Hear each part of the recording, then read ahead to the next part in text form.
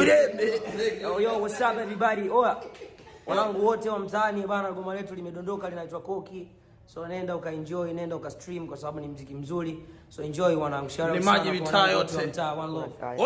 Kama kitu kinagusa maisha yangu, lazima nikizungumzie mimi, nisipokizungumzia mimi hakuna mtu anaweza kukizungumzia. Definitely. Nimeongea hivyo kwa sababu I remember the first time wakati mzee Diamond anaongea na Konde Boy, like wanarushiana maneno yao kwa sababu wao ni wao wametoka walikotokea. Wana safari zao, right? Lakini niliona mzee alinimesho pale kwenye Insta story yake like Ibra ni mjukuu wangu, tutafanya show za huko hapo baadaye. So that time I was quiet like okay, familia mmekutana, mmeungana vizuri, basi ni jambo la heri, right? But tumekutana kwa mzee Zombi pale.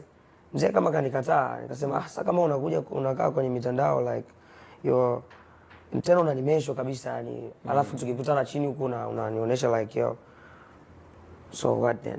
Tende turudi mtandaoni tulikotokea. Okay. Kwa ndo maana nilipoenda kwenye interview niliongea tu kwa sababu niliongea ukweli like huwezi kufanya jina langu mimi la kupasia mtihani. Mimi sipo hivyo bro. Ukinizungumzia leo mimi kesho nikikuzungumzia usijisikie vibaya.